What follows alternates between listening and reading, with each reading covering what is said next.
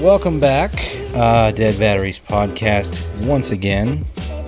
Dead Batteries Podcast, the only podcast where the two hosts sound like English voice actors in a dubbed hentai. Oh my god, please be the Boku no to my Pico. Atrocious English dubbed hentai. Have you ever seen those before? It's bad. Honestly, I'm not sure. I think I've only ever watched hentai in like sub. I'm a purist, so who knows? A purist. Okay. A purist, man, a purist. It's very rare that I can do a dub. Like the only dub I've known is Ghost Stories. That I can say the dub is better than the sub, and Great Teacher Onizuka. Aside from that, dubs are meh. Okay. Except like Korean dubs, those are okay. Well, you want to explain to everybody what happened, or should I? Go ahead. I'd rather drink right now, so go ahead. Oh, okay. Well, we initially recorded a 2.5 hour long podcast that I was supposed to split up, but my laptop decided to go and shit the bed. Oh shit! Like shit, or like? No, it didn't shit. It just fucked the whole audio and. Oh my god! Just said nope. You're not getting the rest of this anymore, and it just goes to show I need to start saving when I leave my computer out. Oh, so you got the work done, then you put it like in sleep mode or something, and then you came back and then it corrupted. Yep. See, that's your mistake. You always save before if you don't finish the project, bro. Always save. Yep. Yeah, that happened, and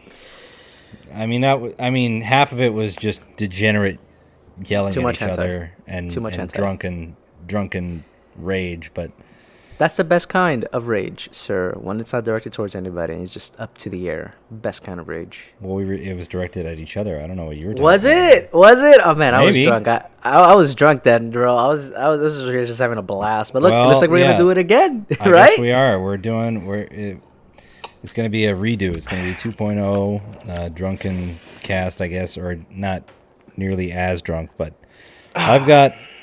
you've got your whiskey. What is it again? Fucking. Let me see here. It says Buchanan's Deluxe blended Scotch whiskey. And the last time you said it was because you don't buy liquor for the taste. You buy it to get fucked up. 100%. 100%. It's cheaper that way. What do you have over there, Dutch? Last time you had some disgusting beer. What you got now? I didn't have disgusting beer last time. Do you What'd remember you have? what I had? No. I had a bottle of soju, and I had a... Yes, I remember the soju. I had Screwball peanut butter whiskey and... yes, disgusting. And Fresca. Fresca? Yep. Okay, alrighty, fair enough. I got a Coke and I got whiskey. Same thing I had last time. So weird, but it works. Dude, it fucking worked, bro. I shit you not. I was like two drinks away from not feeling my face. And then you know what happened after that? You know what? After we ended our podcast, like at 10 o'clock or 9 o'clock, whenever the fuck we ended it. You went and threw up. No, I went to go drive and hang out with other people. So. Very smart. Very intelligent. Amazing. Mm-hmm. I guess I'm just doing a beer and a bump. Oh wow. Look at you, kind of downsizing from last time, huh? You learned your lesson, huh? No, it's just that I felt like a beer and a bump tonight. I'm doing beers and bumps. Okay. I got a little apple crown. Crown and a bush. Oh, wow. Bush latte. It sounds like you need a razor then. Here we go. I can't help you out with that one, Dutch. I can't help you out with that one. But in terms of this episode, I want to try a little bit of drinking during what we actually talk about, which is reviews, right? Reviews of TV shows and stuff. Of course. So you never guessed what I watched, Dutch, willingly. Is this more of Velma that we don't have anymore? No. What is it? What'd you watch? I don't know if you can see behind me, but I feel like watch was the wrong choice of words. But I can see something on the screen there. It's Dead Space. Dead Space. You watched it or you played it? I'm playing it right now. So Is it the remake? The remake, yeah. Dude, it's so fucking magnificent. It's so Oh, gorgeous. thank God. And I'm wi- I saw a few reviews and I was just because that became one of my like top 10 favorite games like back when I played it the first time. As soon as like I was consumed an entire week playing that first game. That whole week I was just having the blast of my life. It was fun. Anyway, sorry, go ahead. No, you're good. You're good. It's okay. You know, let me just make you mad a little bit. The Okay. only Dead Space game I've ever played was 3. Yeah, no, that's a little triggering, a little bit. That's the only one I played. And I didn't even beat it. I forgot why. I forgot why I didn't beat it, but I didn't beat it. The only thing I remember is like the first snowy mission, and that's it. I don't remember anything else. So I probably just made it that far initially. I will say like back when I first got my Xbox and everything, I asked my mom, "Hey, get me Dead Space 3." Not having played the originals first, not having played the first two, I never touched it. Finally, finally, I went back and played it after playing two and going to three. And yeah, no, it sucks. Yeah, It's that's it's it's subpar compared to the first two. that's what the Dead Space community says. 3 is the worst one. So It's okay. It's not a very good Dead Space game, but it's a decent, somewhat sci-fi, game. That's all I can say. It really didn't do anything for me. It was not as scary, not as tense. It was too much customization in terms of like making a loadout, instead of your basic plasma cutter weapons. But I don't know. That's just me. no, it's a very valid point. I am enjoying this Dead Space remake. It's pretty fucking great. It's way better than Callisto Protocol. I also played that, and I want my money back. It was a That very awful game. Yeah, no, I saw reviews on that one, and I was really, really looking forward to that as like a spiritual successor.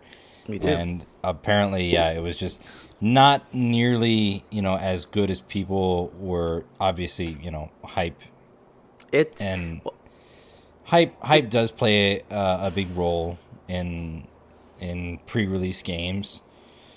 no, of course. When in leading up to it, and then you think, oh, because obviously you don't see the full game, and then the full game comes out, and sometimes like the Callisto Protocol. From what I heard from the Callisto Protocol, it was okay. It was okay. It Yeah. was okay. I will say though, like it is graphically much more beautiful than this Dead Space remake. Like I do think Callisto Protocol is more beautiful in terms of its environment. I think the atmosphere Dead Space definitely is better, but in terms of like just it looking, it's way more beautiful than Dead Space. I will say that it has that going for it. But Okay. the thing with the thing that really irked me is that everybody knows Dead Space is a third person shooter, right? Callisto Protocol was supposed to be the spiritual successor with, I think it was like one or two of the, or a team of the creative people who made some of the Dead Spaces. They transitioned to Callisto Protocol, so that's why everybody was calling it the spiritual successor, because it had, Dead Space. Yeah, it had previous. some of the previous original workers. developers, right? Exactly. Yes. So with that, I was very excited to play it, and I was going in thinking it was a third-person shooter, a third-person Call of Duty type of situation. But no, it's a melee-oriented game with shootings here and there, which that to me was already a weird bar. And then I don't know why, but Callisto, the gameplay, it's not like Devil May Cry, right? It's not like Devil May Cry or Dynasty Warriors or any of those games where you can just quickly transition between enemy 1 and 2 and just like if you have 6 or 7 enemies, like you're okay, right? You're okay. No, this game, like you have to focus on one enemy at a time. So another enemy can just come hit you from the back and you die. There's no way to really like be prepared for more than one enemy. Like the game focuses on just one-on-one combat. And that to me is dumb, because they normally don't give you one-on-one. They give you like 3 or 2, and I just get fucked and I die, and it irked me. Like it got to the point where I was just forcing myself to finish it because I paid for it. So Yeah, from what I heard, that the melee stuff was a little subpar, and from what you're saying is that was the majority of the gameplay or the combat situations. Is that's Yeah, kind of what you're 80%. saying? Yeah, 80%. And that the shooting was kind of on the back foot. Yes. And even the not multiplayer, the melee system wasn't designed For more than one enemy. for more than one enemy at a time. It's always focusing you in on one enemy, or you can't. Okay, so yeah, that's kind of the same consensus that I came across, which I'll probably, as a fan of Dead Space, I'll probably, when I eventually get a PlayStation 5, I'll at least give it a shot, because that's in my wheelhouse, just to see what just to see what it's like. I guess that's just me. It's very beautiful. It's very beautiful. Speaking of necromorphs, have you by any chance seen the Last of Us TV show? I have. You have. Are you caught up I to did. episode 2? Yes, I am. Okay, so I do want to talk about this. Did you play the games? I did. Okay. So you have a good reference. Okay. How do you feel before I even taint you with my opinion? How do you feel about it? 2 episodes in. Okay, what do you want me Compared- to cover first, though? That's the I question. I want you to cover the for anybody who's watched it and played the game. You know that they've cut out a lot of pieces because they can't put it into a game, right? Put it into the show, right? It's okay for a because game. It's not okay for the show. Yeah, you gotta move things around, and obviously you're not respawning 12 times, fighting clickers. Right. But exactly. yeah, you gotta But- format it correctly. Exactly. So let me just ask you a loaded question. Do you feel they cut the content correctly in order for all the characters to have their development? Cut the content correctly. Are we talking in terms of world building? Are we talking in terms of editing? In terms of what's missing from the game, like I understand, as I said, as we said previously, like you can't put everything that the game has into a TV show because it doesn't make no sense. So do you Okay. feel that cut content and the way they messed it around and arranged it The is way they kind of move some handled things it? around, Yeah. and Yeah. I think they formatted it fairly well. Mm-hmm. I think that a lot of the stuff that they changed, I think it works a lot more, especially because it's a TV show. Right. Like, there's one whole section for those that watched the first or the second episode when they're going outside of the QZ, or I think the QZ quarantine zone. They cut out a whole skyscraper section, which I think, Yeah. and then they kind of streamlined it into the museum section, which I think Yes. it works a lot better, especially for pacing as well. Yes. And I think that whole thing still works because they're moving up and down. They're still being somewhat vertical, I guess. And this is just me being a little bit more on the technical side, but I think it still works that they streamlined it that way. There's some changes in terms of motivations for characters. Joel and Tess aren't nearly as bloodthirsty as they were in the first game, because in the game, they were fucking around with Robert for guns, but this one they're actually fucking around for a battery and to be able to go out and check on Tommy, Joel's brother. Yeah. So I think to lower a little bit. I mean, obviously Joel, if you played the first and second games, you play the games, he's not necessarily a good person, No. morally speaking. But I think in order for us to kind of like him a little bit more off jump, I think that works a little bit better instead of him just we need guns, What else? I thought the opening half of the first episode was pretty good. I like the changes for some of the things that happened there. I'm trying not to spoil as much as I can. In terms of like how the cordyceps work and like the science behind that, I do understand the changes. Like obviously spores. Yeah. If you watched any of the interviews or anything like that, spores in a game it works in an isolated game environment, but like to open up spores to have that just be confined into areas, indoor areas. Yeah, it makes no sense. It makes no sense for a worldwide, fungal infestation. So I like the idea of the mycelium where they're all kind of connected. So you can like, if you Yeah. kill something a mile away, if you kill something here in front of you, a mile away, it could open up stuff. It could wake something up, and they could come after you. I kind of like that idea. I do like the I thought it was really gross and really on brand. I like the fungal like stuff coming out of their mouths. If you saw that, Yeah.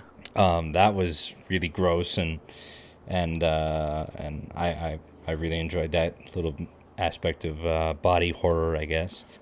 I don't know. I'm just kind of going down a rabbit hole here. I guess I'll let you continue with your points. I'm sure I'm gonna have some stuff to say about it, but let's find out. By all means. So I do. There's a couple of things I do enjoy. I do think the casting for the most part was pretty spot on. I did not like the test casting until episode 2. Then I liked her a little bit more. Yeah, I would say that. Yeah, I think Joel is very spot on. I really like him. His actor. Pedro Pascal. Yes, I don't like Ellie. I don't like her face. She has a very punchable face that I just can't vibe with. And I think they have like Marlene, the same voice actor. Same actress. Yep. Yes, same actress as voice actor and live Only action, one to so- reprise her role. Only one Which is to reprise her role.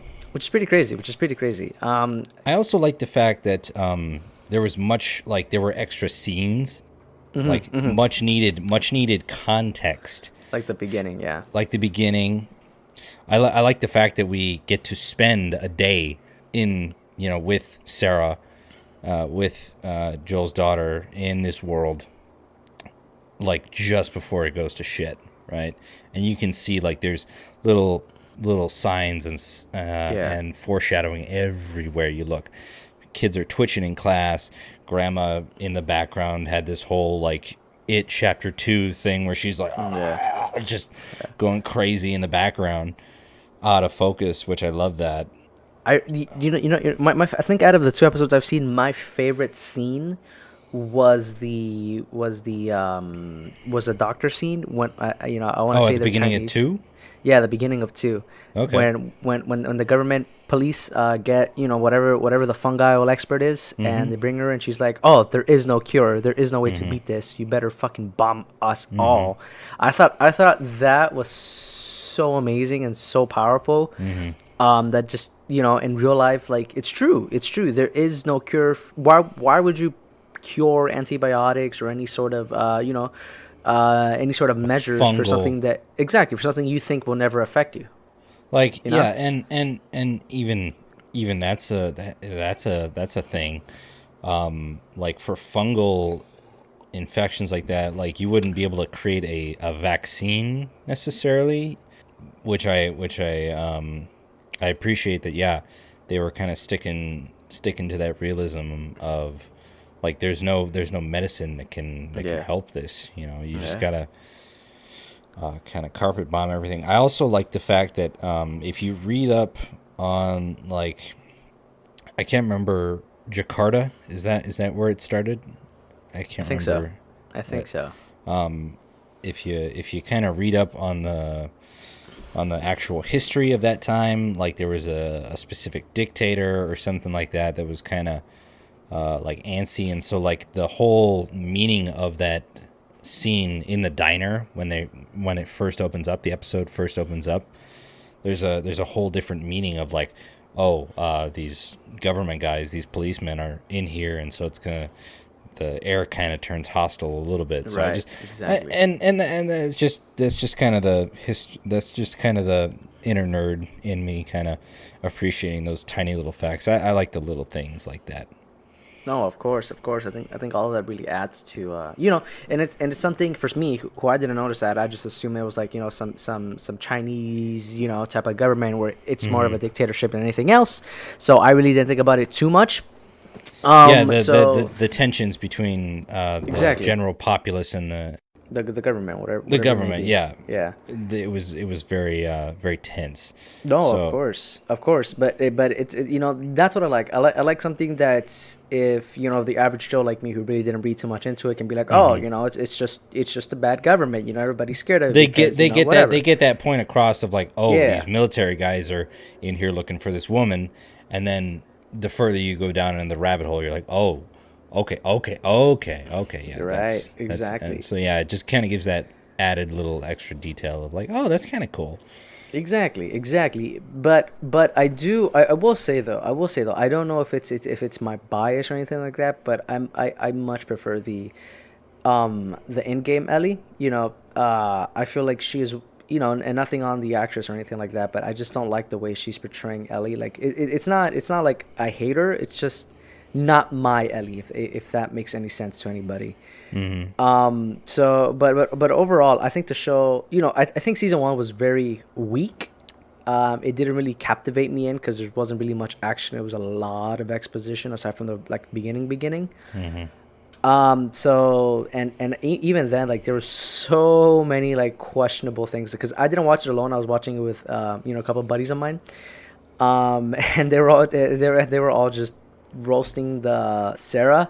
When the scene when she's trying to bring the dog back to the house at night, right? And the dog's like, "No, I don't want to go in there. No, I don't want to go in there." And the dog just like runs away, and the door's open, and she goes in, and we're all like, "What the fuck are you doing?" No, I'd run away. What the fuck? So, Well, I mean, of course, it's again, horror tropes. Yeah, it's horror tropes. Of course. But realistically, no, that's why I feel so confident that we survive a zombie apocalypse because none of us would be horror trope stupid enough to just go into a house like that, I think there are horror movies out there where like, I mean, obviously there's like Scream and stuff like Yeah. that where it's very satirical, Yeah. in its Yeah. approach of like, hey, we're self-aware, not to the point of parody, but like, hey, we recognize our own tropes, so we're gonna try and circumvent that a little bit by having intelligent characters, or that they recognize, oh, I shouldn't go in there. That's kind of what I liked about Barbarian, and that's kind of what I liked about X as well. The porno movie? Yeah. No. Okay. Yep. Okay. Yeah, X. The characters are all in there. They're not your typical or the traditional horror cast. They're actually for the most part intelligent, and they're all likable people. It's not like we're just waiting for these guys to die. We don't. In that movie, when I watched it, I was like, I don't want these guys to die. They all seem like chill people. They're just trying to express themselves in the medium of adult film, and these old people are jealous and they go on a fucking murder spree. Would you express yourself in adult film, Dutch? I'll be your first fan, bro. I'll be your only fan. My only fan. Oh man. Yeah, I'm sorry. Go ahead. No, you're good. I think one of horror movie I truly enjoyed was ironically Nope.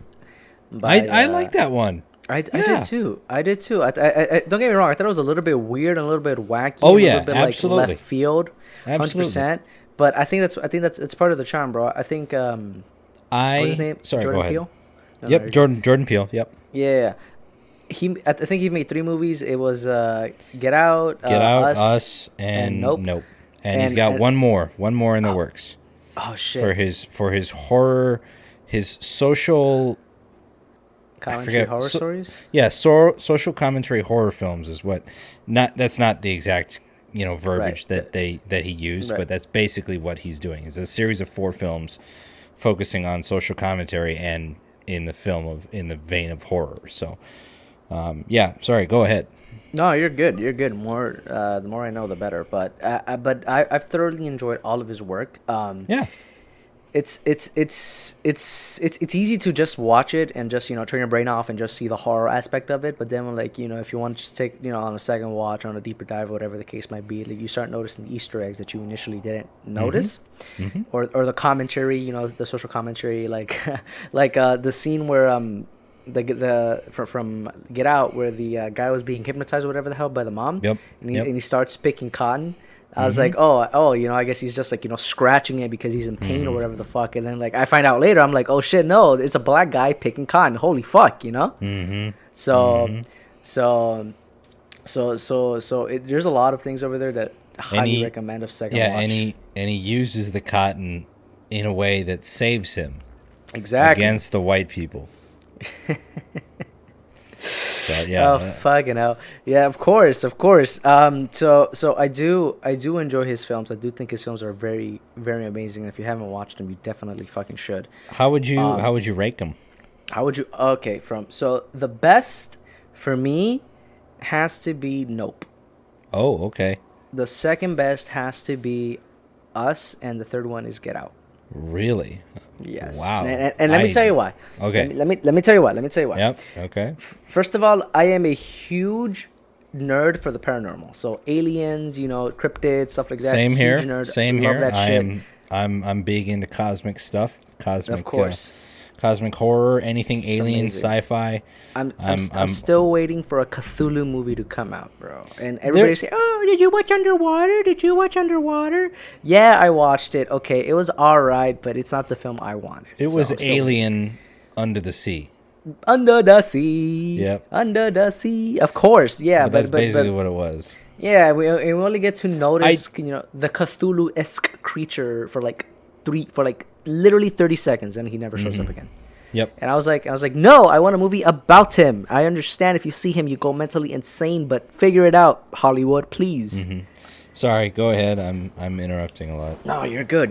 But yes, so that's why I really enjoyed Nope. I also enjoyed Nope because I thought it was such a strange concept, bro. Especially when everything right now is either so cookie cutter or so formulaic with all the Marvel movies and everything Hollywood's throwing at us. So something just left field, weird, strange, like super wacky, I thought was amazing.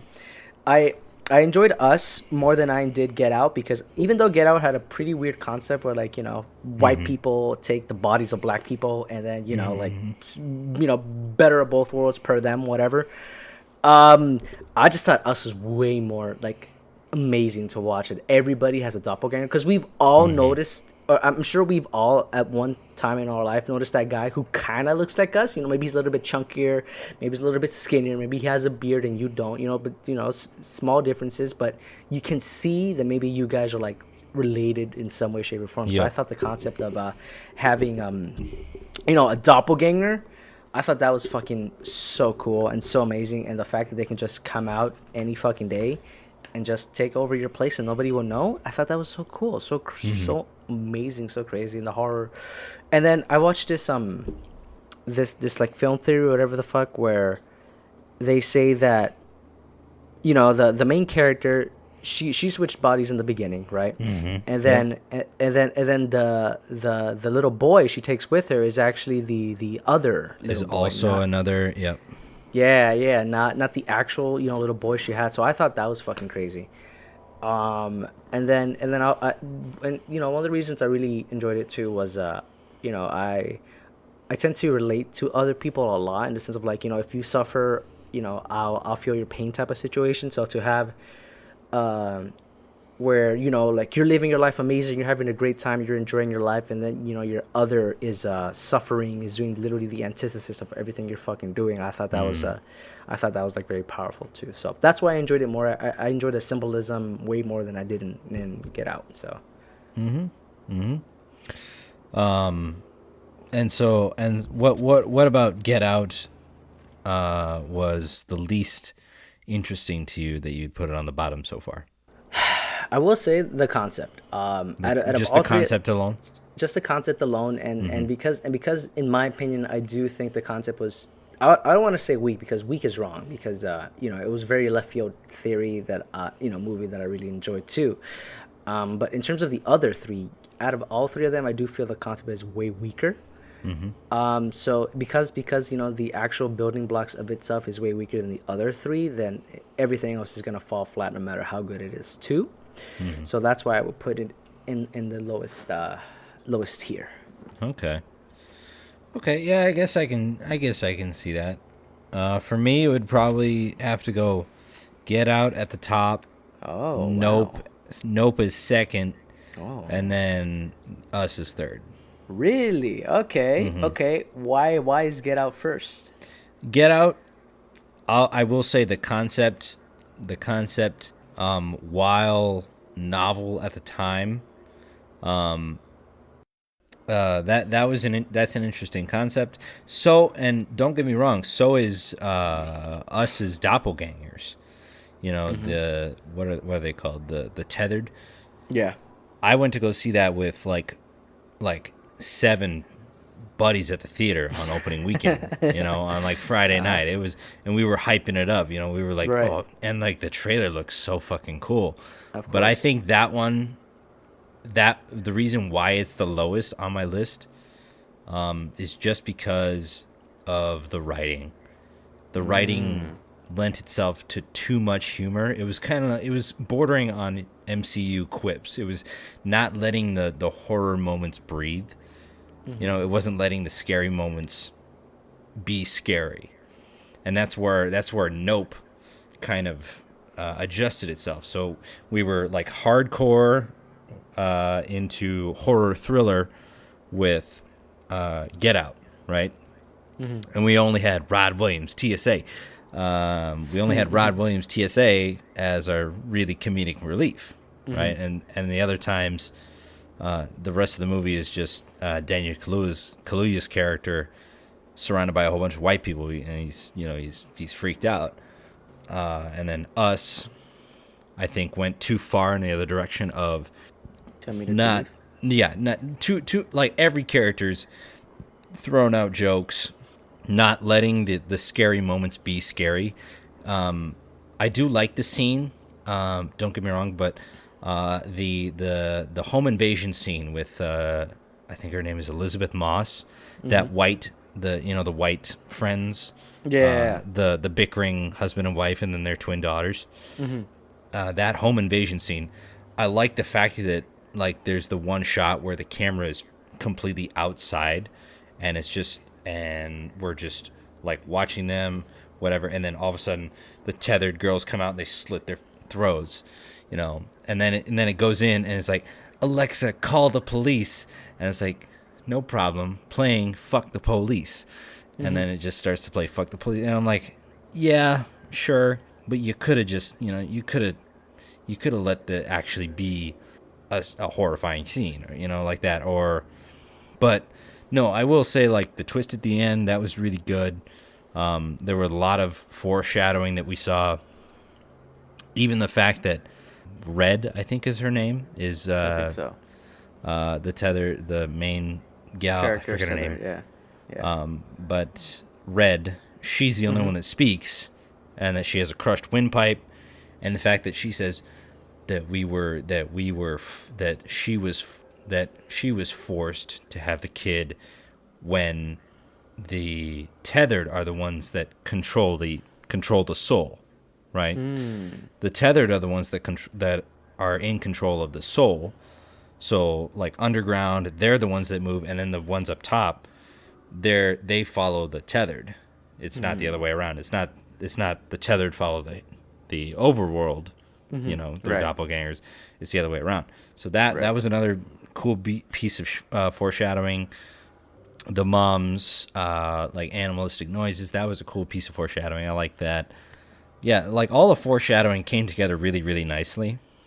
But yeah, I think Nope kind of found that balance of letting moments breathe at least long enough for us to feel that tension, and then occasionally be like have a character throw out just a one word quip, like the scene where Daniel Kaluuya's character's in the truck, and the jean jacket comes right over his car, turns it off, and he opens the door and he looks up, He's like, he hears a growl and he goes, nope.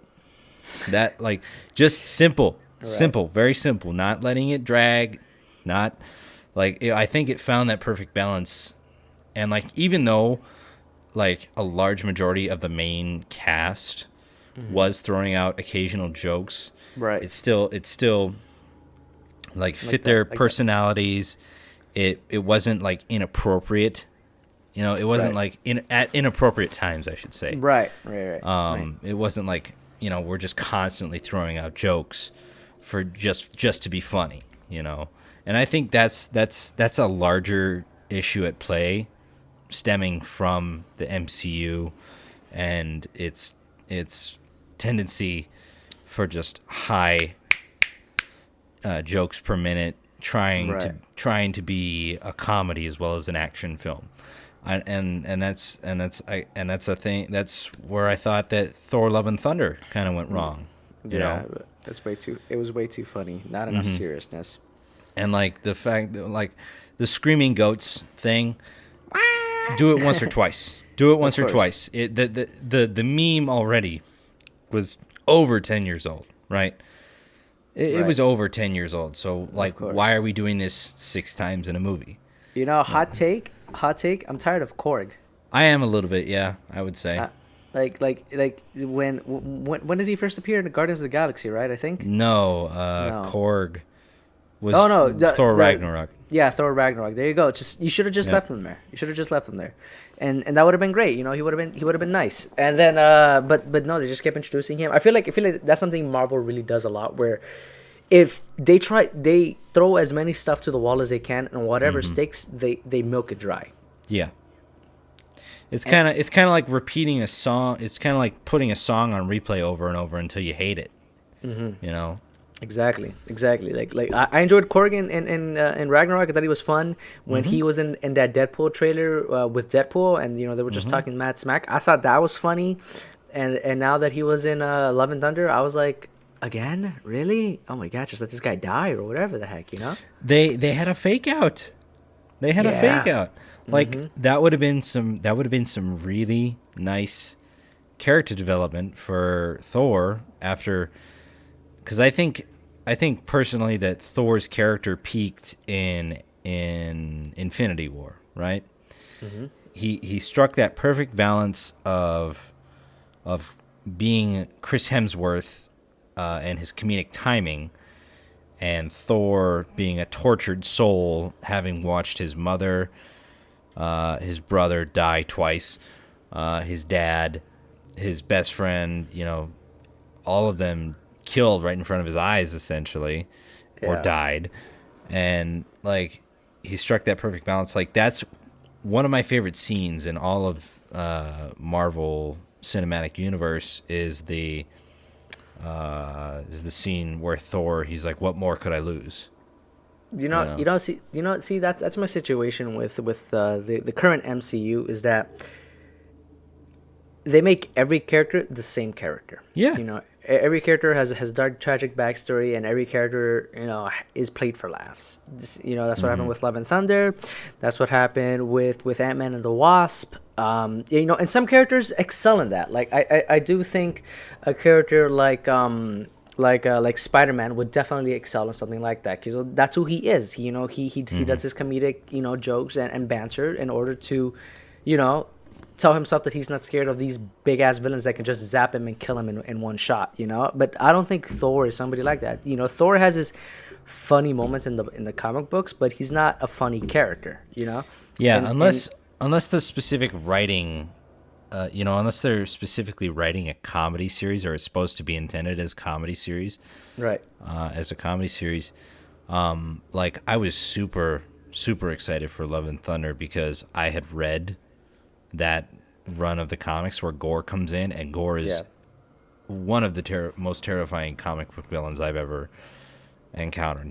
He's literally putting like these gods up on meat hooks from their sternum, and like just massacring these gods. And like, I will say that Bale, when he's on screen, he steals it every time. Steals Of it every time. course. But he only gets 20 minutes of screen time. Exactly, and Corey's a way darker character than what a PG-13 or whatever the fuck they, a What you PG could rating. do with a 13 with Exactly. a PG-13 rating. Exactly, and that to me really irks me for TV shows like the Venom movies. Like I was, the first Venom, I was okay with. I was okay with being a PG-13. Yep. It was way darker than I thought it was gonna be, but it was all right. It was passable. It was like a solid 6 or 7. It was great. It was great for what it was. But when you put Carnage into the mix and you tell me it's still gonna be PG-13, I can't give that to you. Yeah. I cannot give you these out of scene death scenes. I cannot give you this. Oh, I threw a giant rock at him, but he's perfectly fine. He's not bleeding or anything. He's just knocked out, or the case might be. Yep. I can't give you that, bro. Like, Let There Be Carnage it's not a PG-13 movie, and I think Marvel really needs to step up their freaking game and take take a little bit of the Deadpool pizzazz and put that shit into characters that really are meant to be R-rated.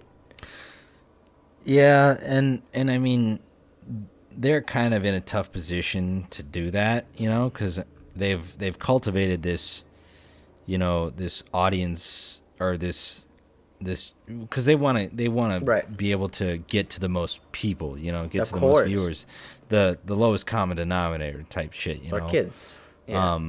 So that they want kids to be able to watch it, which when you go into Marvel lore and you go into the actual source material, some of these characters, they need R-rated films, or they Of need course. not NC-17, like TVMA series, Yeah. like The Punisher. Exactly. know. Oh, dude, perfect. Best Marvel show ever made. I would say Daredevil's better. I can't. No, I can't. Because I can't. I don't. Okay, so here's my gripe with the Punisher series. Okay. Is that they don't correctly characterize the Punisher. They don't make him as this. They make him sort of like Wolverine from the Right. the Fox X-Men movies, right? Right. They make him as this guy who doesn't want to kill, but he will if he has to. Whereas like comic book Yeah. Punisher is like, I don't give a fuck what you Right, did. Exactly.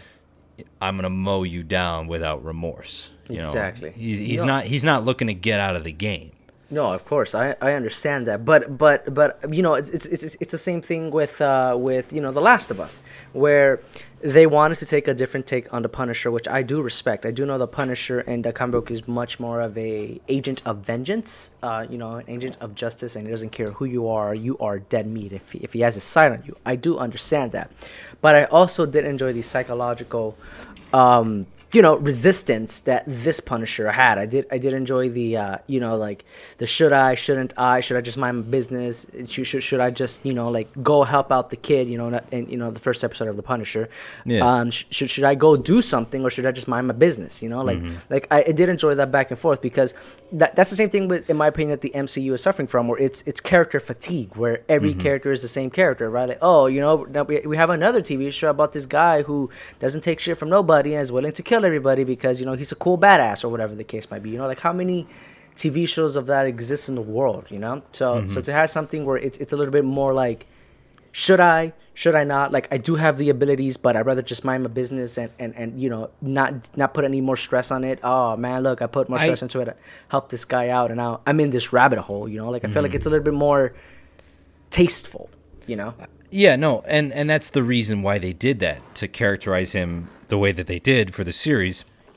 Exactly. Is because you can't have a guy who just mows down people with remorse. I understand why they went the Wolverine route, of this weathered old man who tries to mind his own business, but just finds trouble finds him anyway. I understand why they did that. Just for me, that just doesn't scream Punisher, And that's fair. Again, That's a big I point. like that characterization, just not for Punisher. I think that's kind of where I'm hung up on that. I see, and you do have a valid point. He is very different from the Punisher. Yep. Probably most people know. Again, you can't make a remorseless anti-hero just mow down guys, willy-nilly, and expect people to care about him. that medium that works for comics and other stuff. It's very hard to put it into a series, unless you have like extremely good writing. Of course, and I think that's the most important part about I just feel like it's the most important part as to why the show really hit, and I was very sad to see it go. Yep. It sucked that they canceled it, along with like Luke Cage and All the Daredevil. Netflix, Marvel Yeah. stuff, yeah. Yeah, I feel like that was a wasted opportunity. They should have just continued it.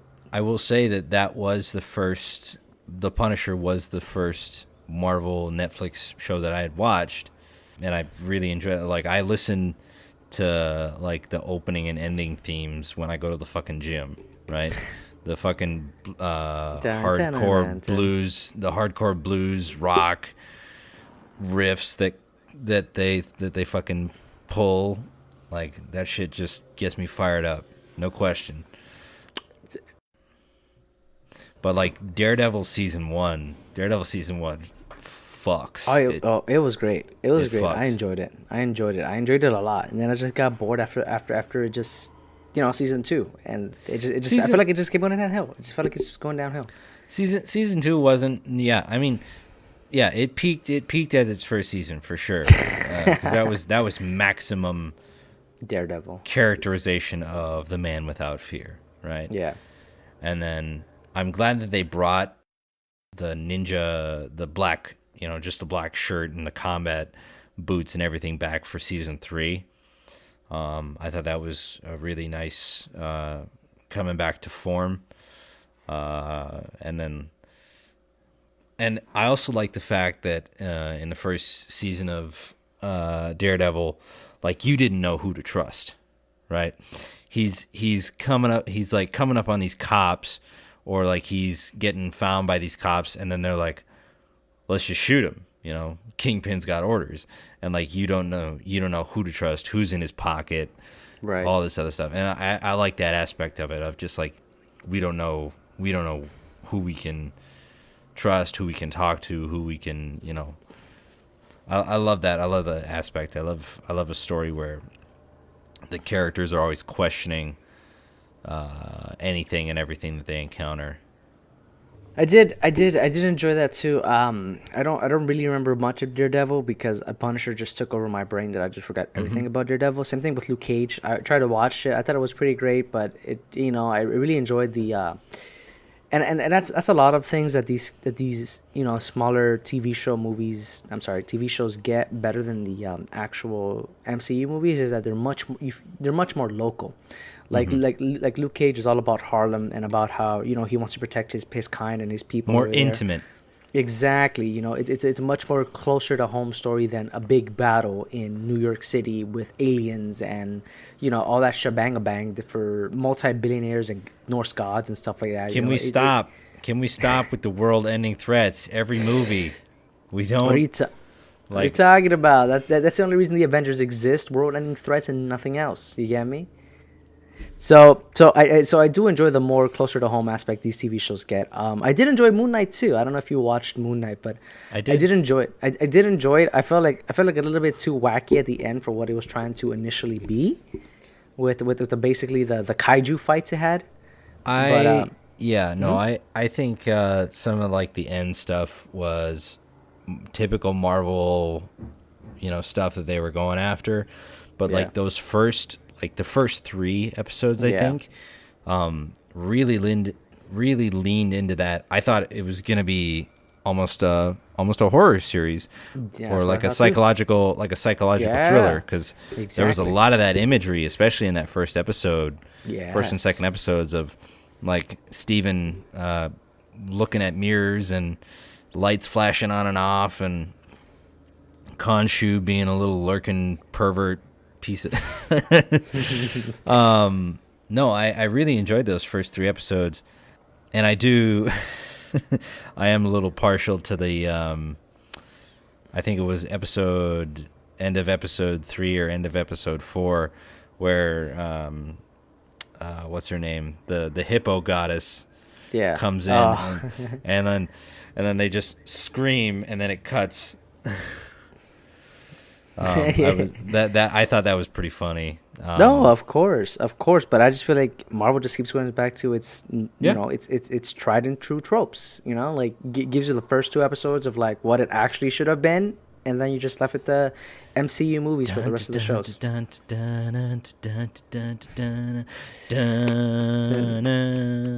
Go. Power Rangers. Yep. Yep. Just kaiju and Megazords and fucking everything under the fucking sun, bro. Yep. It was just way too wacky at the end, bro. Way too wacky at the end. That's the same thing I felt. I don't know if you watched it, the werewolf like 1 episode series. Werewolf by Night. Yeah, I think so. I don't know what the fuck. Really? The black and white. The black and white. Yeah, one? the horror, the Halloween special. Yeah. Werewolf by Night. Night. That was. Yeah, whatever that was. I thought. So you didn't I like was, that?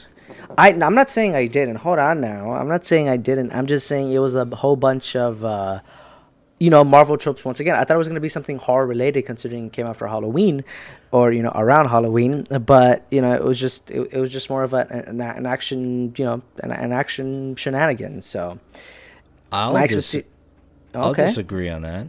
Oh, okay. I mean, like, it's leaning hard.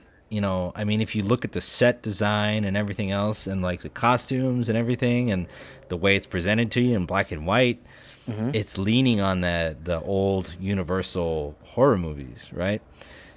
I wouldn't say that it's leaning on the usual Marvel tropes. I mean, there are elements in there for sure, but like I like the fact that like it's a something of a contest, to get the Bloodstone, and it's kind of, and the fact that Ted, I think is his name, he's friends with Mr. Werewolf, Mr. Worldwide. Mr. Worldwide. I like the fact that they're friends, and like, initially it's gonna be a scary thing. Nope, they're friends. He's just trying to get him out, and then later on they get captured, and he has that element of hulking out in a sense, but like the fact that he just disappears when he breaks out of the cage, and then you see like up in the fucking rafters, you see his eyes come out, and he just jumps out, and he's kind of this force of nature, this just unleashed animal, just going wild, rabid. I kind of like that. That's going back to the Wolfman stuff, and like the it's sort of kind of kitschy, a little bit in a way. I don't know, because it's going back to like at least for that special, it was going back to like practical sets, and right.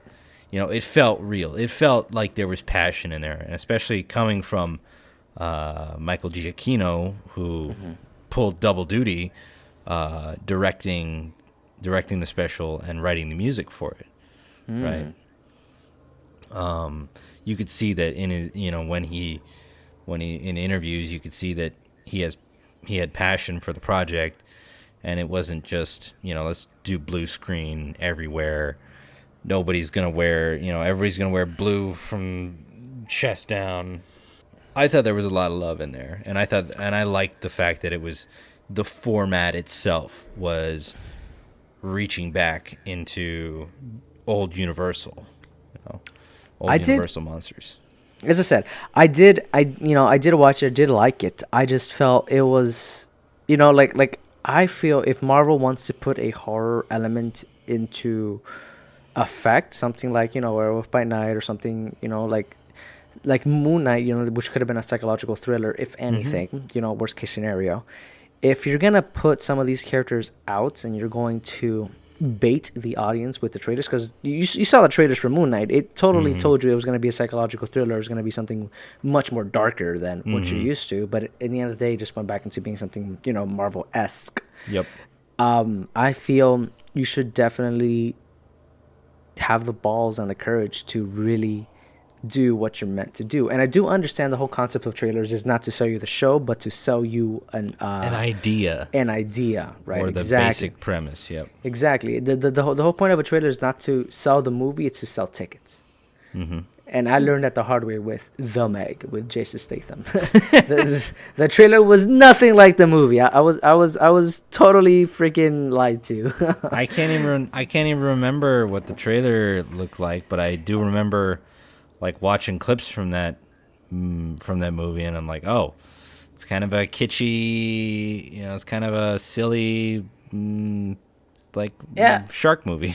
Right, and you think something like Sharknado, where they didn't take it so seriously or something like that, but no, it was a full blown horror movie, or tried to be. Every character was serious. Cute little quips here and there, but like it really took itself seriously. I'm like, bro, you're a giant dinosaur. Like you're a giant dinosaur. Fucking shark, and you're over here battling a sub. Please relax, okay? Like calm down. But yeah, I learned the hard way with the Meg. So after that, I really tethered my expectations for trailers. I don't really get them a lot, like Megan or M3gan, whatever the fuck everybody wants to call it. But like that movie is something I just want to watch, but it's not like the trailers did it for me, especially the whole dancing scene in the trailer. I was so confused. I was like, what the fuck is this? Like Blumhouse, bro, like what the fuck are you guys making? Are you guys strapped for cash? What's going on? From what I saw, I haven't watched the movie personally, and maybe I'll go and watch it maybe in a week or so or something. I haven't watched it yet. But from what I saw, yeah, the trailers, they weren't doing it for me. And because I think it's also PG-13. I think so. So yeah. Okay, so I was like, okay, we're doing this. Was Smile Blumhouse? No, I don't think so. Thank God. Smile was bad too. I like Smile. It was just It Follows with extra steps. That's all it was. Yeah, I know, but I mean, we'll get into that here in a second. But Megan, from what I heard from like reviews and everything, like it was like it's not a dark horse per se, but it was surprising that it was decent. Like it was kind of asking those questions, kind of almost like Blade Runner in a way, I guess, of like what is consciousness and protecting the people we care about and all this other stuff, and like the future of AI and technology. It was kind of asking those questions a little bit. I don't know. I haven't seen the movie, but I haven't seen it either. It's gotten me intrigued. It's got me intrigued. I've just watched the trailer, but it really gives me Black Mirror vibes. Oh yeah, for sure. And I I'm gonna watch it. Like eventually, I'm gonna fucking watch it either with my sister or with some friends, whatever the case might be. But I'm totally gonna watch it. But it's not because the trailers got me. It's just because I want to know what the fuck is going on. Like what the fuck is this movie? I don't want to judge it prior to me having my own opinions through actually watching the film. So I get that you think that Smile is It Follows with extra steps, but what's the problem with that? The problem with that is that you cannot give me a It Follows and say it's different. You cannot. Well, what about the myriad of different slasher films? No, you're right. Don't get me wrong. Now, hold on. Like Michael Myers and Jason. Jason Voorhees, Friday the 13th, whatever. Basically the same concept. Yeah. And the only difference is honestly the origin story, but it's basically the same. Because you can concept. There are only so many ways to do a concept. Different. There's once you see one, you almost see them all. Of course, and as human beings, the best things we can do is compare two things, even if they are completely different. That's how we are. So I'm comparing Smiles to It Follows because it's the same concept, right? I can see that. I can see the comparison. So. Exactly. And the only thing that I really enjoyed of Smiles was the ending, the very last couple scenes where that big creature hunter down the corridor. I thought that was so cool and so amazing. And to be fair, you can easily beat It Follows. You can just spoilers if you haven't watched it, which if you haven't, good job. But you can totally you can totally beat it, but just going to the woods and killing yourself, and that's it. Like the way it transfers is through, you know, somebody watching you kill yourself through a traumatic experience or whatever trauma, the case yeah. may be. Yeah, exactly. Yeah. Did you have more? I mean, the only thing I have more is that, like, I like the only scene that got me, because I didn't watch any of the trailers for Sir Smiles or anything. Like, I went in there completely I'm gonna blind. get. I'm waiting for you. Let's see it. No, you're good. You're good. The only thing I really, really enjoyed, because it really, really got me to the point where, like, I screamed like a little bitch, was the scene where I think the main character is like at her sister's house, and she like walks to her car, and then you see the sister like walking down at her, right? And then you're like, oh, you know, I guess she's gonna give her a piece of her mind or whatever the fuck, and then like her head just like falls down. I was like, yo, that got me, dude. That got me, and I gotta give it props for that, bro. That made me scream like a little bitch. I'm not gonna lie, bro. I was with a date at the time too, which is even more hilarious. Not gonna lie, I wish they had kept that out of the trailers. Oh, they put that in the trailer? I don't know. They put it in the trailer, and that's like the best. That is the best. That is the best, if not one of the best scares in the movie. Yes. The reason, like, I watched Smile a couple weeks ago, and I was like pleasantly surprised. Yeah, it is basically It Follows, but I like It Follows. Of course.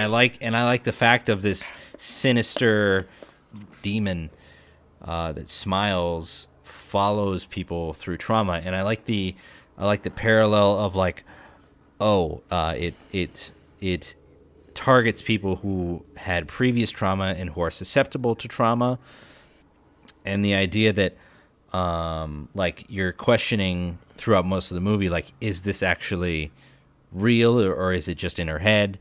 Because like the main character, you know, she's had experiences in the past. Spoilers, I mean, obviously we've already spoiled both, I think, It Follows and Smile, but like the one thing I will respect them. I will say I liked it and I didn't like it. Or I didn't like it because typical horror movie trope, right? Typical horror movie ending. The main character, you know, that end stinger, right? She doesn't escape the trauma. She doesn't escape the Smile Demon. Right. Or she doesn't escape the Smile Demon specifically. She just passes it on. She just passes it on, right? The typical horror movie ending of, oh, it's still out there, right? Yeah. But I also respect them for, you can also read it into it. You can also read it as it takes more than one therapy session, you know, one encounter to get past trauma, because she, you know, her mom shows up as the Smile Demon, and she has a talk with the, you know, with this demon as her mother, and she's like, I was scared of you, and eventually, you know, she puts it on fire and she kind of lets it out of her system, goes back to her ex, and says, I closed myself off, and the minute that I was opening myself up, I felt, you know, I didn't like it, right? Right. And then it just turns into horror movie trope again. I respect that decision for them saying like, oh, and you can also read it as she conquered her trauma, but it's still the demon, right? Right. You can't just go out and kill the demon because it's a demon. It's gonna be a little slippery bastard, right? And worm its way into her mind no matter what. No, you know? Of course. I like it and I don't like it. You know, it's one of those endings where I think It Follows again does it better. It's that ambiguity, you know, that last shot, if you remember It Follows, of them just walking, you know, up the sidewalk, and then someone's slowly walking up behind him out of focus, and you're like, ooh, and then it cuts to black. You know, we don't get to see if it was just somebody walking or if it was the demon that caught back up, you know, if it was the STD demon that caught back up with him again. You know? STD. Yeah, that's what it is. I mean, you're right. But like, yeah, no, that's where I respect It Follows being ambiguous, being like I love a good ambiguous ending, right? You know, that leaves the viewer to draw their own conclusions, to pull what they can pull out of the ending. That's the same thing with like Inception and all those other, you know, ambiguous endings. I love a good ambiguous ending. That's my bread and butter, right? If I were to be a filmmaker, I would every movie would be just ambiguous endings. All right, M. Night Shyamalan, calm down. Not M. Night. His movies are pretty cut and dry for the most part. Pretty cut and dry outside of the third act twist. Yeah. The Village. Man. Oh, they were in the modern day. Ooh. But like, oh yeah, The Village with the slavery thing, right? The slavery camp, right? Or am I thinking about a different movie? The Village was where they're like in 1870 or whatever. Yes. And then the blind girl, she goes out. Eventually, she gets out of the woods there, and it's a fucking cop. Yes. It's a fucking actual modern day cop at the time. Yeah, that movie was fucking weird. Yeah, that was. Yeah, all his movies are fucking weird. That man's like on acid or something. But yeah. But anywho, in terms of the It Follows, and I was gonna say the It Smiles, It Smiles. Yeah, the It Follows and Smile. You know, it's basically your standard Friday the 13th and Michael Myers. You know, where like they're eerily similar, but you know, there's enough difference in there that, you know, you can say they're different movies. You know, the whole psychological aspect, like the ending for It Smiles, that treats you, you know, covered in length, like that's something I don't believe the It Follows demon could do. I think it just like follows you as, you know, person A or B or whatever. And that's perfectly, you know, you know, that's the way that it functions, you know, is you pass it on through sex, and I mean the guy, I forget his name. He visits a prostitute and he has sex with the prostitute, and he knows the prostitute is gonna sleep with, you know, a whole bunch of other people, so they can at least pad it out somewhat, you know, and it may never come back to him, and then that's why at the end that ambiguity works. No, of course, but I just felt where It Smiles Laid Flat was the actual, you said not it premise. Again. Yeah. What? You said It Smiles. Ah, man, fuck yeah, god damn it.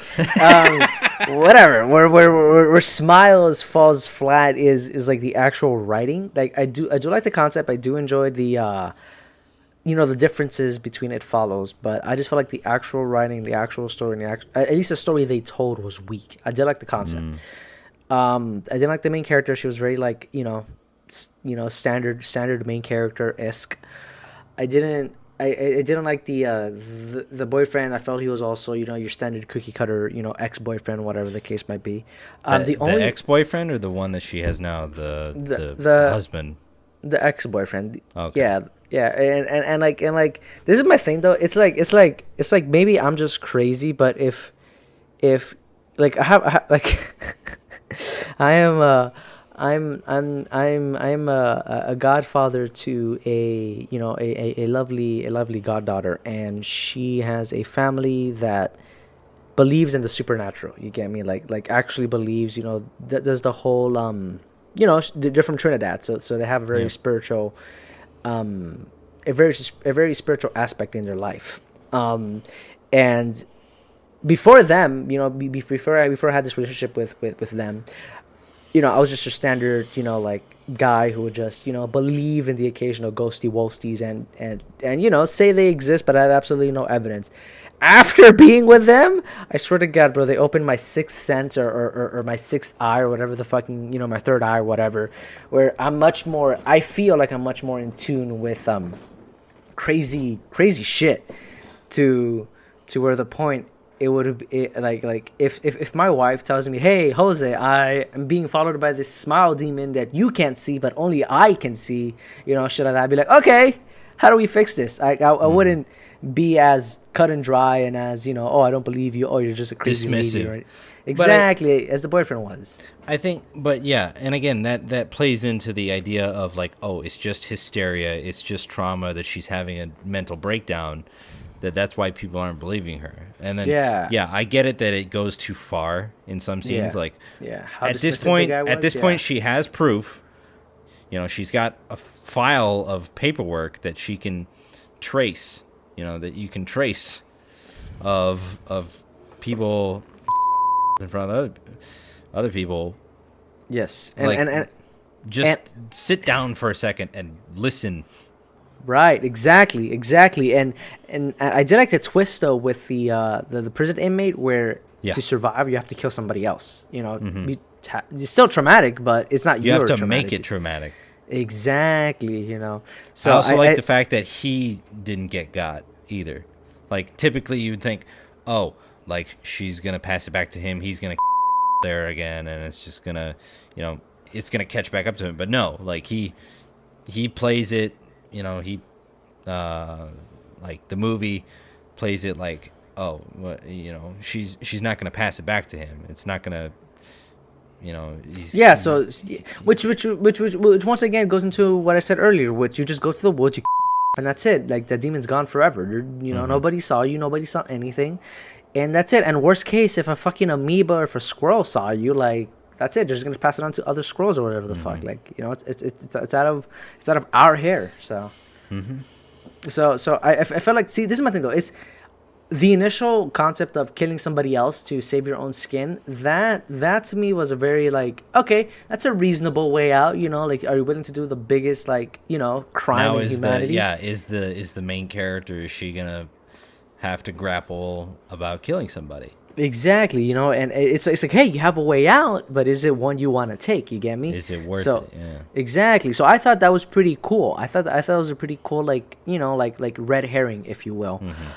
But you know, like after thinking about it for a little bit, as I said, you know, just go to the woods, do the ultimate sacrifice, and that's it. You don't got to worry about it anymore. And I understand we all want to live, but if I can't live, like, fuck it, nobody else is suffering because of me, you know?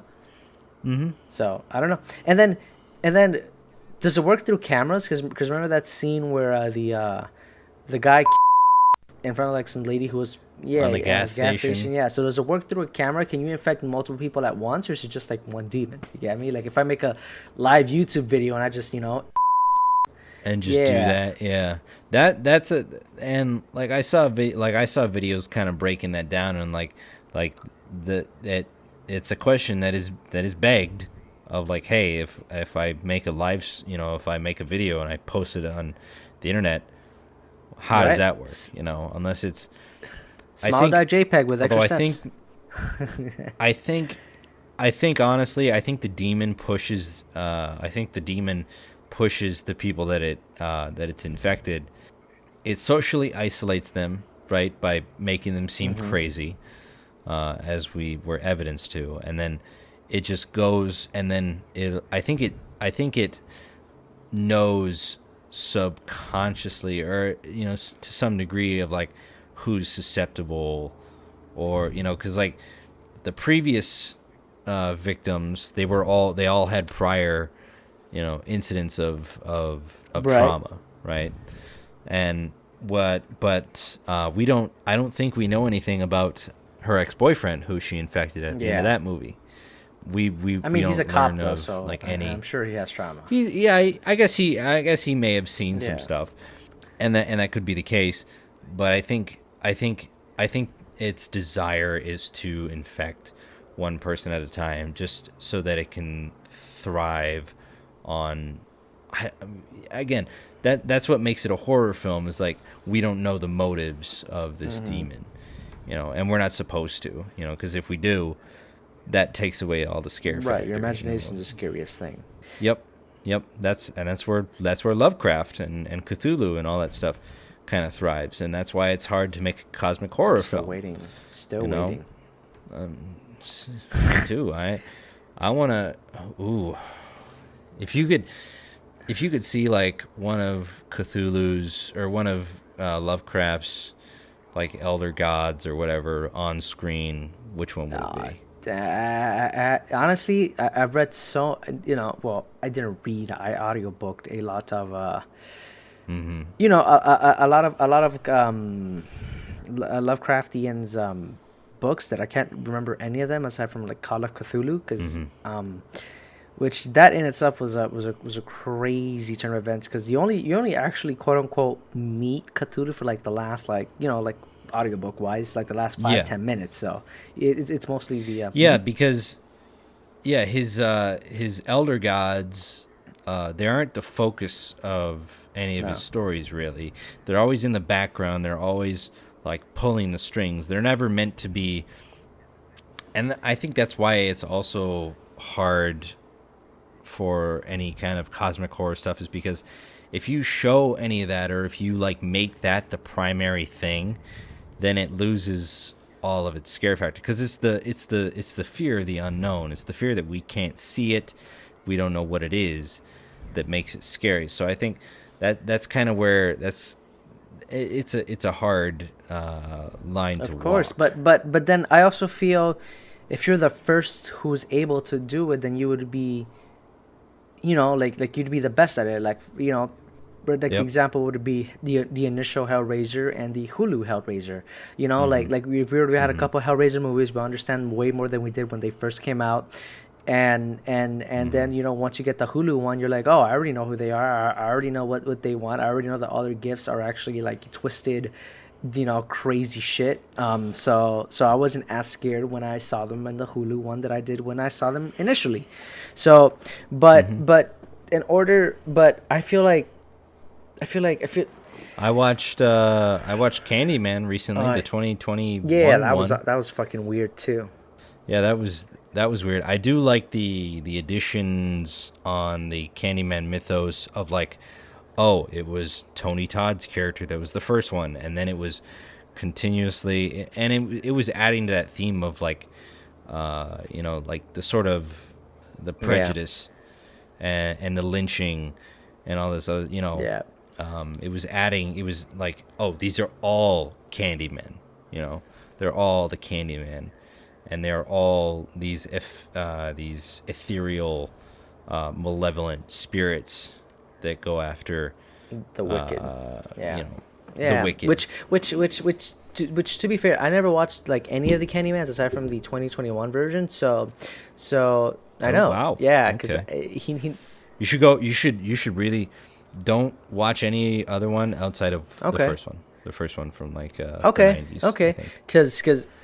Because the rest of them are kind of like subpar, but the first Candyman with Tony Todd,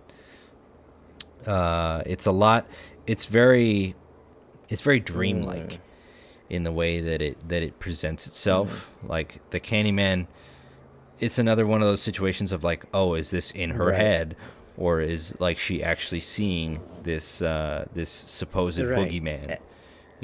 And yeah, it's like it's that writing that fine line, and it's sensual in a way. I would describe it, because like he's almost seducing her into like, come with me, be my victim, and it's very different in its approach than the 21 version. But the 21 version, I think, while it's a little heavy-handed with the symbolism, which social commentary too, with the symbolism and the social commentary, I think it was a little over heavy-handed. Like, it was kind of beating you over the head a little bit with it. Jordan Peele was an executive producer on that, which is why I was excited for it. And then I finally saw it, and I was like, okay, yeah, it's all right. It's good. I think just tone it, pull it back a little bit, just a little bit. Yeah, be a little sub. Like I have this thing about like, especially when you're a supernatural force like the Candyman, where you let your victims live, or where like you can't kill the one, like your wife or whatever the case might be, because they were your wife once upon a time, even though you've been possessed by whatever supernatural thing makes you this unstoppable force. Like I do have a thing with that. And I the fact that he didn't kill his wife. I was like okay, you're no longer, whoever the fuck you are, you're Candyman now. Go kill motherfuckers. I mean, even in the original, there was that I never watched the original. Like I said, it's I know, but that's why why I'm telling you. Even in the original, I mean, because like the original Candyman, I forget the actual character's name, but like Tony Todd, the actor, when he that character, when he plays that character, he used to shine shoes, and he shined shoes for this wealthy daughter of this aristocrat, and they eventually fall in love and whatnot. And obviously that was a big no-no for her dad. And they essentially they lynched him, right? And so like that's why he's going after, I think her name is Helen, I can't remember, but the woman that's researching Candyman, and who catches Candyman's eye, right? It's like I said, it's like a dark and twisted love story. Like he's trying to pull her to the dark side, right? That and I think that's also why Yahya Abdul Mateen's character, I forget his name, that's why he doesn't kill his old wife, because she's supposed to be, because he's gonna save his wife and kind of be that dark guardian angel in a sense, and be like, you need to tell people that I'm back, and the Candyman lives again. But how would you go about and just tell the average, hey guys, Candyman's back, watch your kids, like how the fuck? Again, that's horror movie stuff. That's for them to figure out. I guess. I don't know. I just really have a very like disdain for when an unstoppable force like Candyman or Jason Voorhees or something like that can't kill a specific character because of whatever MacGuffin it fucking is. I get it. Plot. Yeah. It's at the end of the day, it's a You're movie. Right. There. I mean, like, and yeah. I'm guilty of it too. Don't get me wrong. Like I try and put real world logic into into a horror movie or into any movie, especially when it breaks that logic so hard. You're like, why don't you just go do this? But again, you wouldn't have a compelling story for some of these movies otherwise, And if you're gonna write your characters smart, and if you're gonna write them likable, you have to find creative ways. You have to be really creative in order to kill them and not make it seem out of character and easy. Just make them trip. Completely drop their IQ just down make them to zero, trip. That's it. right? Easy. That's it. I solved your entire Einstein theory of relativity, bro. Just make them trip. Oh my gosh. Yeah. I should send you a video on how to survive horror movies. I got you. Really funny. Foolproof plan, be the cameraman. That's it. Be the cameraman. That's it. He's the one always getting out. He's got to get that footage out. Of course, that's how you always be the horror survivor. Just be the cameraman. That's it. Zombie apocalypse happened. Take out your phone. That's it. Then we'll touch you. He caught Jason Voorhees. That's it, bro. just YouTube live that shit, and you will never die. Like it's like World War Z, bro. World War Z zombies, bro. I'm infected with ADHD because I'm recording everything. That's it, and they won't touch me. No. Speaking of World War Z, that movie was garbage. Oh my god. So bad. Yeah. So bad. Yep. Brad Pitt did not do that movie justice, bro. That movie was so bad.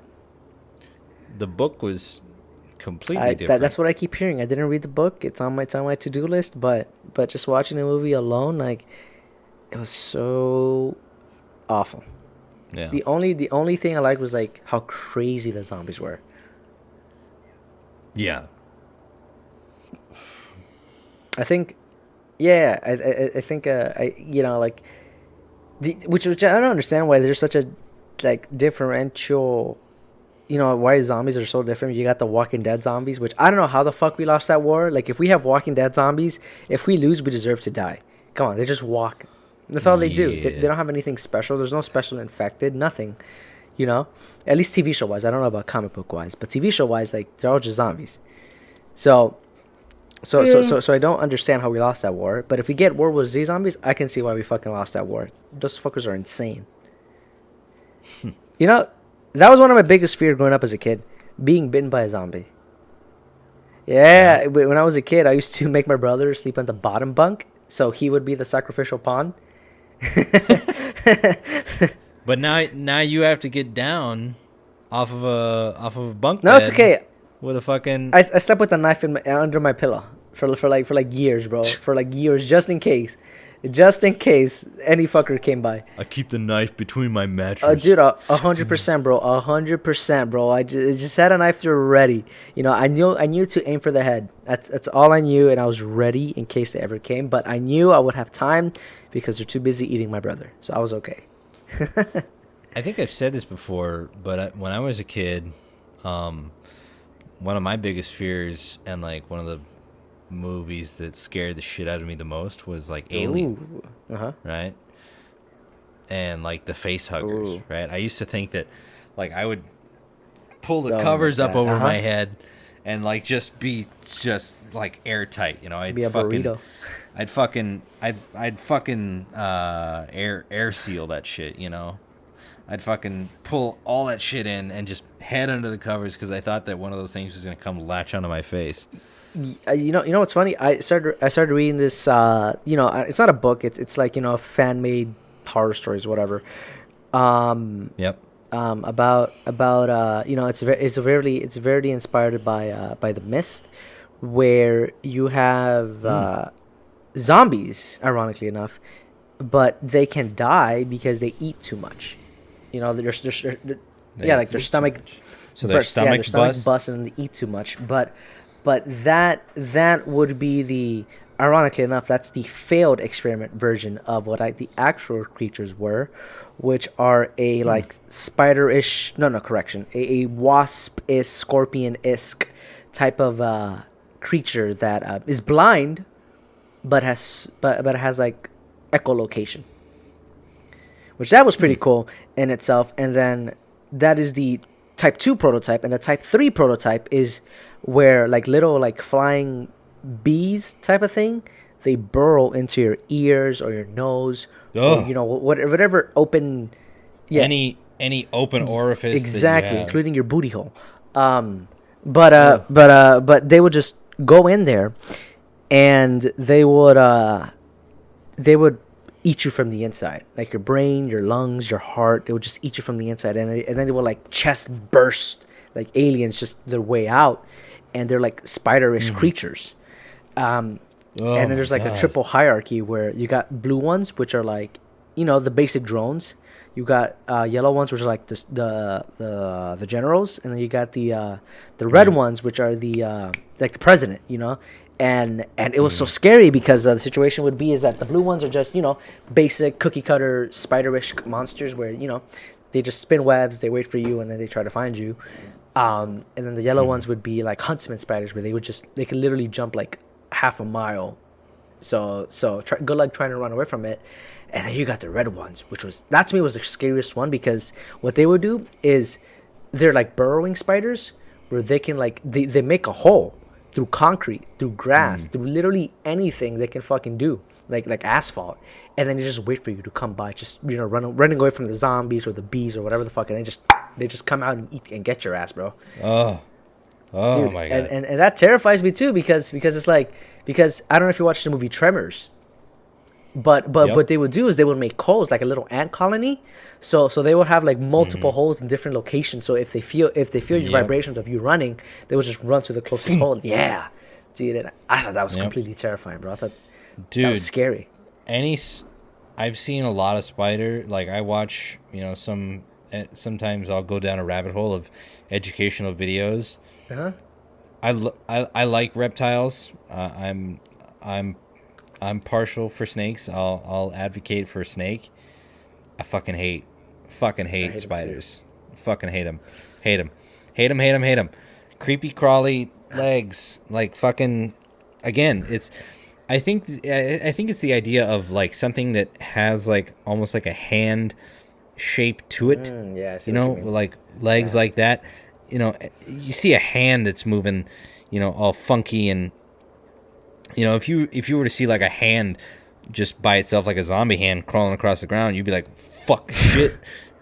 Your fucking spine would be in your throat. Can't remember exactly where I'm going with that, but yeah, no, anything that's creepy crawly like that, fuck off.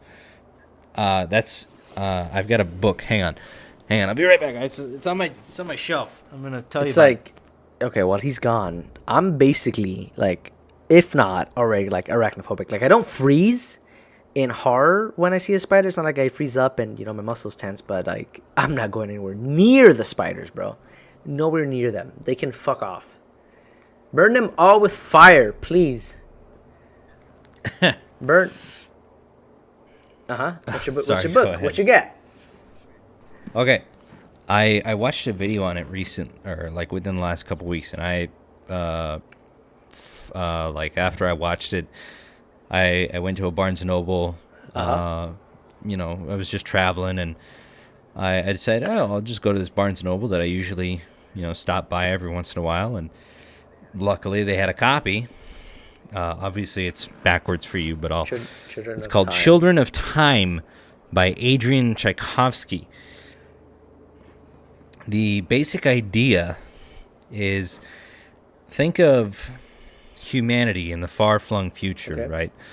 Where basically Earth is dying. We're basically on our last legs, right?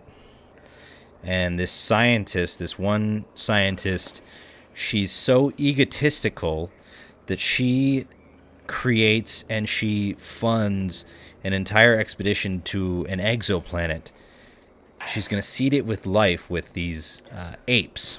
Okay. That she's going to inject a nanovirus to speed up their evolution. Okay. By an exponent of 10 or whatever. So like it's not going to take them millions of years. It's just going to take them, a couple hundred, couple thousand, right? And the experiment goes horribly wrong. And instead of the apes that get infected with this virus, if you say spiders, podcast is over. Podcast spiders. is over. Goodbye, guys. Thank you much for listening. This podcast is over. Okay. No, it's spiders. It's a complete accident, right? She thinks like shit goes in the fan. Somebody tries to sabotage the mission, so that's why it goes wrong. And basically, so she tries to send the capsule with the apes down there, and the reason why she did apes is because they're functionally similar to us, right? They're just an off branch of us. Right. The evolutionary path that spiders took is so far off of us that they don't have the communication, the same ways of communication that we do, right? So the fact that spiders, they become hyper intelligent, the problem becomes barrier of communication. You ever watch that movie Arrival? Oh, with the aliens and the fucking ink and how they talk, right? And the whole language movie, Yep. So like that whole movie is trying to learn their language and communicate. What is the language? Right. What is language, and trying to prevent World War III and trying to not go to war with these guys potentially, right? Similar thing with this. They basically, I'm not very far into the book, but where it's the idea that, like I said, the evolutionary divergence that we took from spiders is so far off that we wouldn't even be able to communicate with them, because they, number one, they're spiders, so they have insect, what would you call it? behaviors, right? Number two, they don't have ears. Right. They don't So speak. they communicate by like stamping their little Yeah. feet and Like Morse code, and kinda, yeah. moving their little mouths, Yeah. right? That's how they communicate with each other. Now, bump that up. Nice mouth Thank you. sounds. Bump that up to hyper intelligent spiders. Right. The video that I watched, the guy described a scene where somebody was captured by these spiders, right? And she slowly starves to Oh, wow. death because she cannot communicate. Like, she tries to physically speak to them and say, "Hey, give me food, give me water." They not only can they not hear her, they can't understand her. There's no. Eventually, she learns to like stamp her Right, feet tippy-tap. and like move her fingers in front of her mouth, kind of like Yeah. mandibles, to be able to get water. But she just slow, figure out like she's a food. prisoner of war, and they're just like, she's speaking gibberish, and like that's terrifying, to imagine some. Like this is right up my alley in terms of like Cosmic horror. cosmic horror-esque, far-flung future humans dealing with a threat that they don't understand, and that they probably will never understand. And apparently it's a trilogy, and I'm super excited to finish this book and move on to the rest because, yeah, the first chapter I read, this scientist lady, she's fucking crazy. Like she really expected to seed this planet with Monkeys. monkey ape life and come down as a god. Oh. And then and there's also, I think, in here she basically has to go into like hypersleep essentially. Right. And she creates a copy of her consciousness and melds it with the ship. So she has an AI version of her that's making decisions as she would until she can be woken up and rescued. So like there's that element of is this a person, what am I, consciousness, sort of thing. That there's also that element going on. So yeah, I'm really excited to get further into that. Another book, I don't know if I said this before, and probably after this we should probably end it, but I don't know, we'll see where we go. This book right here has been interesting to say the least, and terrifying to say the most. Okay. Terrifying. Ooh. House of Leaves. House of Leaves by Mark Z. Danielewski. Sorry. Okay. Explain. Okay. The book, it's a book about a journal. It's a book about a man who writes a journal about a documentary, about a film, about a house that doesn't exist. It's like it's so layered in you start off with this regular guy, right? You start off with a guy, he goes to his neighbor's apartment, finds that the neighbor has died, and he takes all of his old files and stuff, right? Right. And the inside of his apartment looks like shit. It smells, looks like shit. He decides, I'm going to take all of his stuff and I'm going to just, do whatever with it. And he starts looking through it, and he finds that his neighbor has written a journal on this film about a guy that films his house that's bigger on the inside than it is on the outside. A TARDIS. Okay. So like the first chapter kind of deals like it's called the Navidson Record, right? And the first chapter, which like kind of sets a little bit of a tone, like as like it describes this camcorder video of him going in and out of his house, and like he's going into his house. There's a hallway, right down the hall. He goes outside, and where that hallway should be is just the fucking outside of the wall of the house. Mm-hmm. And right now, where I'm at, they found a wholly separate room that just cannot physically be there. It's kind of like The Shining, mm-hmm. with the Overlook Hotel, right? It's all convoluted inside, and and there's a whole bunch of like, let me see if I can find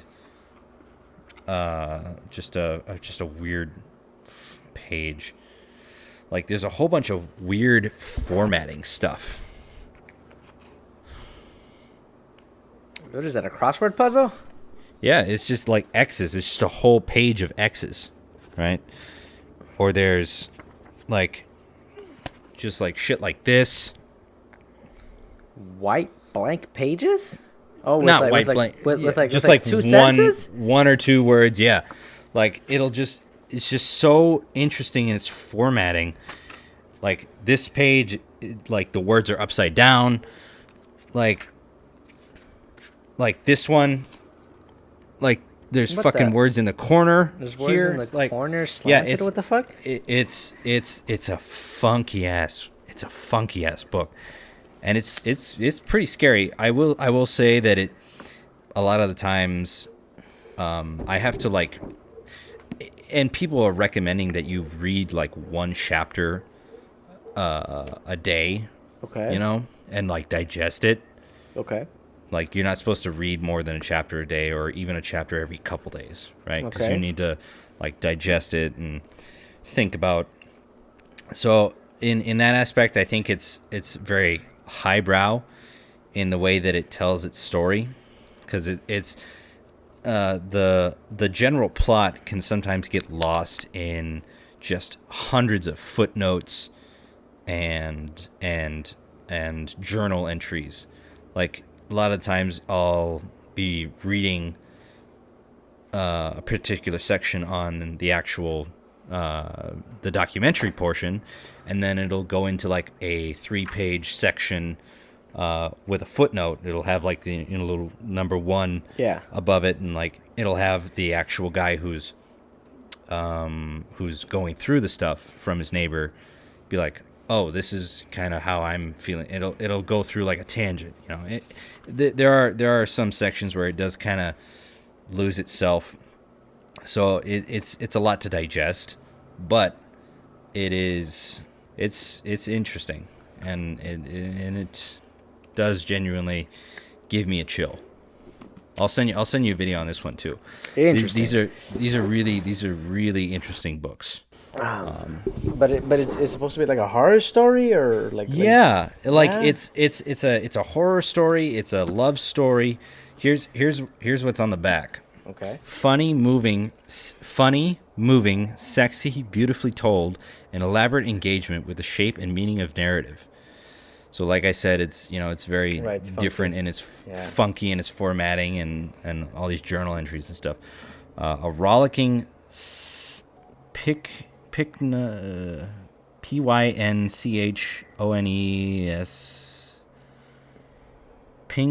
I can't even remember. Pinkon I don't fucking know. Oddity. A Nabokovian linguistic obsession and a Borgesian unreality. House of Leaves jumps and skips and plays with genre-wrecking abandon, postmodern panache, and obsessively an imaginative scope that absolutely shames most books on the market today. One of the most ambitious, complicated, and eagerly anticipated literary debuts of the year. Like, yeah, the backs of this book don't really do like what actually is. I wouldn't like. Their opinions are like what they say is valid, but like the true, it's like some people, I've heard it called as like the father of creepypasta. Interesting. Yeah, it's definitely an interesting experience. It's very, very, very. It's a lot, but if you're willing to dive into it, there's no other way this story could be told. Like the way I showed you, like how these pages are laid out sometimes, you can't tell that in an audiobook. You can't see Right. that on a digital page. Like you have to like have the book in your hand and feel it, you know. Yeah, I'll send you a video on it. It's interesting, the breakdown of it. Right. Right. Well, I'll watch the video at least because that book does look very interesting. But that's a lot of pages, my guy. Yeah, I know. Like I said, it's a lot to digest, and even for me, like I find myself like I haven't touched the book in weeks just because Life, it's hard, and it's hard, yeah, too, to not only to sit down but like to have to. It's almost like I'm reading a textbook, right, or like I'm reading an academic study, because there's just so much extra information, and there is even like cited like studies and papers and research papers and like stuff like that that's in this book as well. So it is kind of like a textbook and a creepypasta and just a funky, weird horror story all in one. It's a lot, but it's fun. Well, I'll take your word for it. And with that, I think that's a good way to end this podcast with a little bit of book recommendations. What are they called again? Children of Time by Adrian Tchaikovsky, and I believe it's the I think it's just the Children of Time trilogy or the something Time trilogy. Right. Adrian Tchaikovsky, Children of Time. That's the first book. That'll get you in there. House of Leaves by Mark Z. Danielewski. Wow. Well, I'll definitely put them in my cart. If I buy them or not, that's a different story. But Different story. I will definitely see what they're about. That Spider one though, I'm questionable. I will send you both, and you can make your own decision. Borderline arachnophobic, swear to God, but very questionable. Like again, it's a morbid fascination. Right. Same thing with like deep sea horror. I hate Under going the out on the sea. ocean. Yeah. Under the I sea. hate going out on the ocean. I hate going out on the open water, but damn if I don't like look at deep sea photos and read horror stories that take place on the ocean and all that other stuff. It's that morbid fascination. Same thing with spiders. I don't know Under what it the is. sea. Nah, fuck that shit, bro. Fuck spiders. I hate them so much. Burn them all with fire. Even though Yeah. they're good for the environment, burn them all with fire. Especially fucking That's- what the fuck are they called? Eight-legged freaks? No. The ore weevils. I don't know what the fuck they're called, bro. But they're What like movie?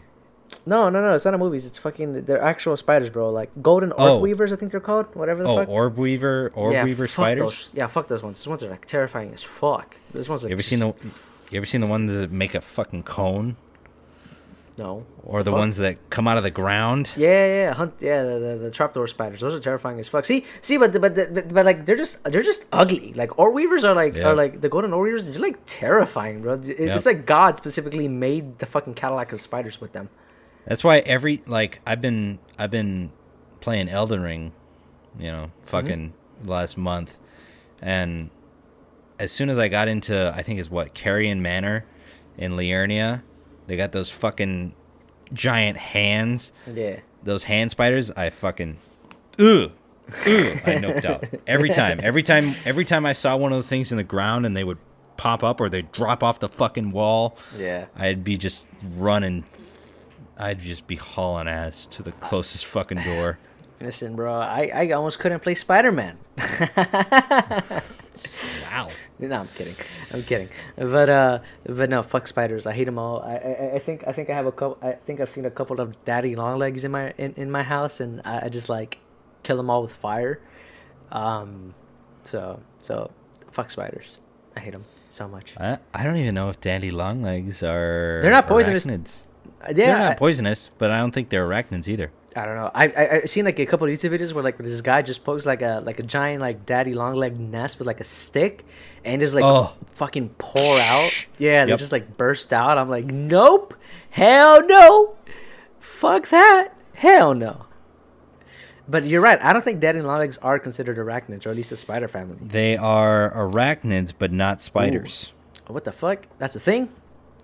Well, yeah, because scorpions are arachnids. Are they? They're not spiders. It's crazy. Yeah, I thought they were like a whole different species. Yeah. Other critters that are arachnids include scorpions, mites, ticks, and those arthropods. And those arthropods are certainly not spiders. In fact, arachnids are not insects either. Insects are animals with 6 legs, wings, or antennae. Arachnids have none of the above. Do they not have 6 legs? No, they have 8? Yeah. No? Really? Yeah. 8. Fuck. Yep. I haven't seen a spider in forever, bro. Like, I don't want to know. I don't want to know how many legs they got. Spiders have 8. Yeah. I don't want to know. They're technically a different class of animal. They're not insects. I would rather never know anything about spiders, bro. Please do not enlighten me anymore. Those things just give me the creepy crawlies. I'm gonna just send you pictures of daddy long legs every once in a while. Bro, just be like, send it. I'm gonna burn your contact with fire. I'll send you a fake link, and it'll just be like, 10 things to do. Fucking 10 things to do while you're in Miami, and it'll just be a picture of a giant spider. Why Luffy will not get the One Piece? Fucking just like a big ass picture of a Black Widow, bro. Fuck out of here. Duh. See, you know what's funny? I can deal with Black Widows. Like, I'm okay with them. Like, if I see them, don't get me wrong, I'm not gonna touch them. But I'm like, oh, cool, it's a Black Widow. But if I see a fucking like Golden Orb Weaver, I'm like, nope, goodbye. Oh God. Fuck spiders. Fuck spiders. Gross. Oh my God. Well, I'm so glad I put you and the audience for my therapy session for fucking spiders. Fuck spiders. They fucking suck. Fuck them.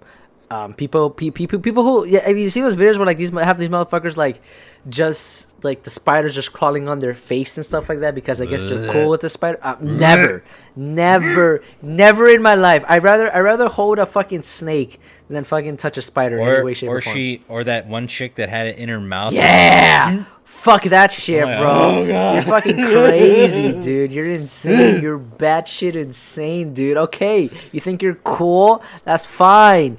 Get fucking bitten, bro. Like, get the fuck out of here with that shit. Hell no. Oh God. Hell no. Oh God. I rather kiss a king cobra than kiss a spider, bro. Although I will say, what's her name from Monster Musume, the spider chick? Who? The Monster Musume? What the fuck is that?